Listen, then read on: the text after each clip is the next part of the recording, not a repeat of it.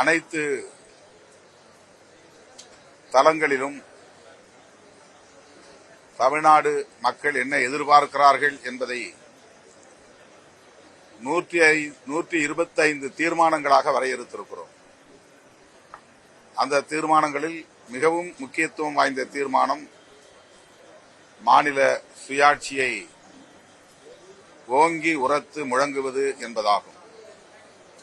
மாண்புமிகு முதலமைச்சர்களிடத்திலே பேசுகிற போது மாநில சுயாட்சியை தமிழ்நாடு அரசு, தவேக அரசு வலுவாக முன்னெடுக்க வேண்டும். பேரறிஞர் அண்ணா கலைஞர் காலத்தில் இந்த கோரிக்கை வலுவாக பேசப்பட்டது. அந்த தலைவர்களை தொடர்ந்து நீங்களும் அதே வழியில் மாநில சுயாட்சிக்கான குரலை ஓங்கி ஒலிக்க வேண்டும் என்பதையும் முதலமைச்சர் அவர்களின் கவனத்திற்கு கொண்டு சென்றோம். தமிழ் தேசியம் என்பது வெறும் மொழி உணர்வு, இன உணர்வு அல்ல. பிற மொழி பேசும் இனம் ஆகியவற்றுக்கு எதிரான வெறுப்பு அரசியலும் அல்ல.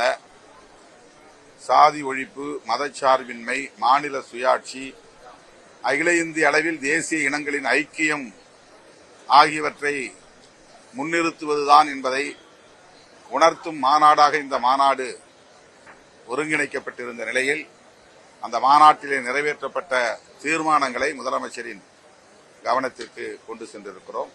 அந்த வகையிலே இந்த சந்திப்பு மிகவும் சிறப்பாக அமைந்தது. கூடுதலாக மேகமலை மற்றும் அமுதன் படுகொலை ஆகிய பிரச்சினைகளையும் முதலமைச்சரின் பார்வைக்கு கொண்டு சென்றோம். மேகமலையில் 100 ஆண்டுகளுக்கு மேலாக தொடர்ந்து அங்கே வசித்து வரும் மக்கள், விவசாயம் செய்து வரும் மக்கள் அங்கிருந்து அப்புறப்படுத்தப்படக்கூடாது. அவர்களுக்கு எதிராக அளிக்கப்பட்டிருக்கிற உச்சநீதிமன்ற தீர்ப்புக்கு எதிராக தமிழ்நாடு அரசு சீராய்வு மனு தாக்கல் செய்ய என்ற கருத்தை ஏற்கனவே அமைச்சர் கூறியிருக்கிறார்.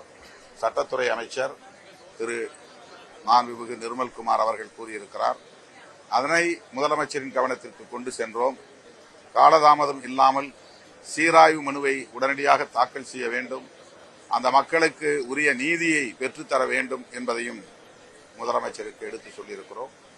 அதேபோல அமுதன் படுகொலைக்கு பின்னணியில் போதைப்பொருள் புழக்கம் இருப்பதாக அமுதனின் பெற்றோர் உள்ளிட்ட பலரும், தொண்டு நிறுவனங்களை சார்ந்த பலரும் தொடர்ந்து வலியுறுத்தி வருகிற நிலையில் அந்த குறிப்பிட்ட வழக்கை சிறப்பு புலனாய்வு குழு அமைத்து விசாரிக்க வேண்டும் என்பதையும் தாண்டி போதைப்பொருள் புழக்கத்தை கட்டுப்படுத்துவதற்கு போதைப் பொருள் ஒழிப்பு அதிரடிப்படை ஒன்றை உருவாக்கிட வேண்டும்.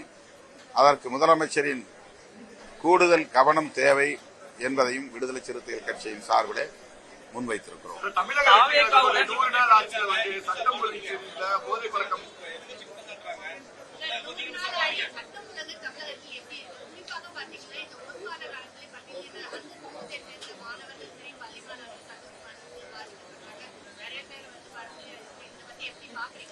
இந்த மாதிரியான சமூக சிக்கல்கள், வன்முறைகள், படுகொலைகள் ஆகியவற்றிற்கு ஒரு குறிப்பிட்ட கட்சி அல்லது குறிப்பிட்ட ஆட்சி மட்டுமே பொறுப்பேற்க முடியாது. நம் ஒவ்வொருவருக்கும் அதிலே பொறுப்பு இருக்கிறது. அதனை கட்டுப்படுத்துவதற்கு சமூக ஆர்வலர்களுக்கும் பொறுப்பு இருக்கிறது. முதலமைச்சரின் கவனத்திற்கு இதை கொண்டு சென்றிருக்கிறோம். தலித் மக்களுக்கு எதிரான வன்கொடுமைகள், போதைப்பொருள் புழக்கம் ஆகியவற்றை கட்டுப்படுத்த அல்லது ஒழித்து கட்ட முதலமைச்சர் தனிப்பட்ட முறையில் கூடுதல் கவனம் செலுத்த வேண்டும் என்பதை வலியுறுத்தியிருக்கிறார்.